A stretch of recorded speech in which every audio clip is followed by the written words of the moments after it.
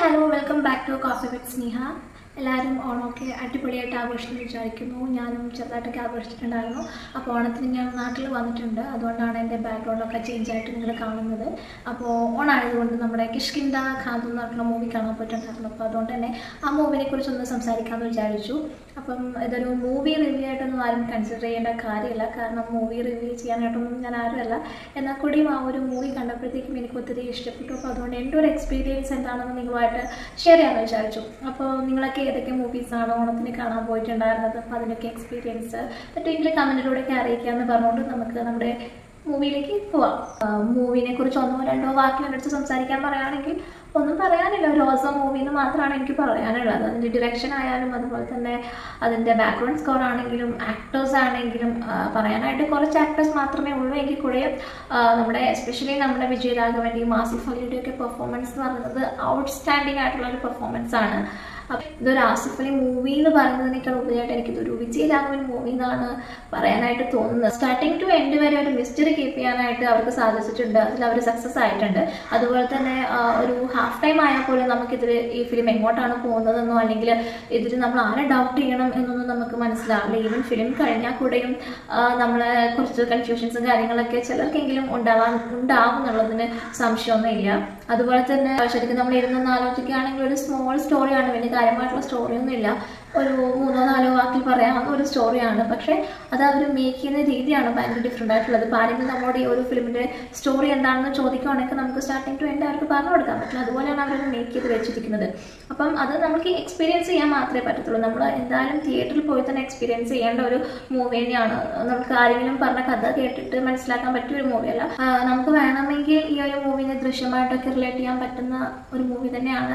അപ്പോൾ അതിൻ്റെ റീസൺ എന്താണെന്ന് അറിയണമെങ്കിൽ നിങ്ങൾ തിയേറ്ററിൽ പോയി തന്നെ എക്സ്പീരിയൻസ് ചെയ്യുക. അപ്പോൾ നിങ്ങൾക്ക് മനസ്സിലാവും എന്തുകൊണ്ടാണ് നമുക്ക് ദൃശ്യമായിട്ട് തന്നെ റിലേറ്റ് ചെയ്യാൻ പറ്റുന്നതെന്നുള്ളത്. പിന്നെ ഇതിൻ്റെ കഥാപാത്രത്തിലേക്ക് പോവുകയാണെങ്കിൽ ആസിഫ് അലി എഴുതിയിരിക്കുന്നത് ഫോറസ്റ്റ് ഡിപ്പാർട്ട്മെൻറ്റിൽ വർക്ക് ചെയ്യുന്ന അജയ് ചന്ദ്രൻ എന്ന് പറഞ്ഞിട്ടുള്ള ഒരാളായിട്ടാണ്. അതുപോലെ തന്നെ അദ്ദേഹത്തിൻ്റെ വൈഫ് അപർണ, അതുപോലെ തന്നെ അദ്ദേഹത്തിൻ്റെ അച്ഛനായിട്ട് നമ്മുടെ വിജയരാഘവൻ ചെയ്തിരിക്കുന്നത് അപ്പുപിള്ള എന്ന് പറഞ്ഞിട്ടുള്ള ഒരു ക്യാരക്ടറാണ്. അപ്പോൾ അപ്പുപിള്ള വന്നിട്ട് ഒരു എക്സ് മിലിറ്ററി ഓഫീസറായിരുന്നു. അപ്പം അത് എക്സ് മിലിറ്ററി എന്ന് പറയുമ്പോൾ തന്നെ അദ്ദേഹം വളരെ സ്ട്രിക്റ്റ് ആയിട്ടുള്ള ഭയങ്കര കർക്കശക്കാരനായിട്ടുള്ള ഒരു അച്ഛനായിട്ടാണ് ഇതിൽ ആക്ട് ചെയ്തിരിക്കുന്നത്.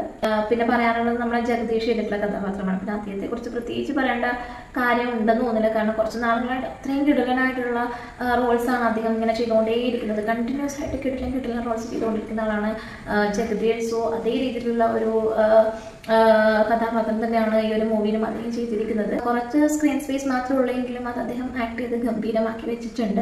അതുപോലെ തന്നെ ആ ഒരു ലൊക്കേഷൻ എടുത്ത് പറയാതെ വയ്യ. ഒരു വയനാടിൻ്റെ ബ്യൂട്ടിയും കാര്യങ്ങളും ഒക്കെ ഈ ഒരു മൂവിൻ്റെ ബ്യൂട്ടിനെ ഭയങ്കരമായിട്ട് എൻഹാൻസ് ചെയ്യുന്നുണ്ട്.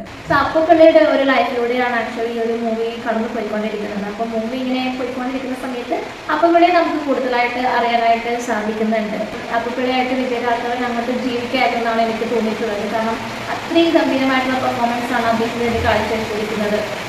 അപ്പം നമ്മൾ റീസെൻ്റ്ലി കണ്ടിട്ടുള്ള ഒരു മൂവിയിലും കാണാത്ത ഒരു അച്ഛൻ്റെ ഒരു പെർഫോമൻസ് തന്നെയാണ് നമ്മുടെ വിജയരാഘവൻ ഈ ഒരു മൂവിയിൽ ചെയ്തു വെച്ചിരിക്കുന്നത്. അതേപോലെ തന്നെ ആസിഫ് അലി ആണെങ്കിലും ഒരു മനുഷ്യൻ്റെ സങ്കടം എന്താണെന്നുള്ളത് അതേ രീതിയിൽ നമ്മുടെ ഹൃദയത്തിലേക്ക് കൊണ്ടുവരാനായിട്ട് ആസിഫ് അലിക്ക് കഴിഞ്ഞിട്ടുണ്ട്. ആസിഫ് അലിയുടെ ഒരു അവസാന അരമണിക്കൂറിലെയും അതുപോലെ തന്നെ ഒരു മോർച്ചറി സീനുണ്ട്. അതിലൊക്കെ പെർഫോമൻസ് എന്ന് പറഞ്ഞാൽ വേറെ ലെവലിലുള്ള ഒരു പെർഫോമൻസ് തന്നെയായിരുന്നു. അപ്പോൾ ആ ഒരു കഥാപാത്രത്തിന് മാനസിക സംഘർഷം അതേ രീതിയിൽ തന്നെ നമ്മുടെ ഹൃദയത്തിലേക്ക് കൊണ്ടുവരാനായിട്ട് ആസിഫ് അലിക്കും നന്നായിട്ട് സാധിച്ചിട്ടുണ്ട്. ചില സത്യങ്ങൾ മറിച്ചെടുക്കാനായിട്ട് പലപ്പോഴും മനുഷ്യന്മാർക്ക് ജീവിതത്തിൽ അഭിനയിക്കേണ്ടി വരാറുണ്ട്. അപ്പോൾ നിരന്തരം നമ്മളിങ്ങനെ അഭിനയിക്കേണ്ടി വരുന്ന സാഹചര്യത്തിൽ ചില ആളുകൾക്കെങ്കിലും അതൊരു സംശയം തോന്നുകയും ആ ഒരു സത്യം മനസ്സിലാക്കാനായിട്ട് ആരെങ്കിലുമൊക്കെ ശ്രമിക്കാറുണ്ട്. അപ്പോൾ അങ്ങനെ ഒരു ശ്രമം നടത്തുന്ന ഒരാളായിട്ടാണ് ഈ ഒരു ഫിലിമിൽ അപർണയുടെ കഥാപാത്രം ശ്രമിച്ചിട്ടുള്ളത്. എന്നാൽ അയാൾ എന്തിനാണ് അങ്ങനെയൊക്കെ ആക്ട് ചെയ്യേണ്ടി വന്നത് എന്ന് മനസ്സിലാക്കുന്ന നിമിഷം ചിലപ്പോൾ അയാളെ കൊണ്ട് തരുന്നത് അതിൻ്റെ പുറകെ പോയി സത്യം കണ്ടെത്താൻ ശ്രമിച്ച ആളായിരിക്കും. എന്തായാലും നമ്മുടെ വിജയരാഘവൻ്റെ കരിയറിലെ ഏറ്റവും മികച്ച സിനിമകൾ ഒന്ന് തന്നെയായിരിക്കും കിഷ്കിന്ദ ഖാദു എന്നതിൽ യാതൊരു സംശയമില്ല. തിയേറ്ററിൽ പോയി മസ്റ്റായിട്ട് വാച്ച് ചെയ്യേണ്ട ഒരു മൂവി തന്നെയാണ് കിഷ്കിന്ദ ഖാദു എന്ന് പറഞ്ഞുകൊണ്ട് നമുക്ക് അടുത്ത വീഡിയോയുമായിട്ട് വീണ്ടും കാണാം. അതുവരേക്കും ബൈ ബൈ.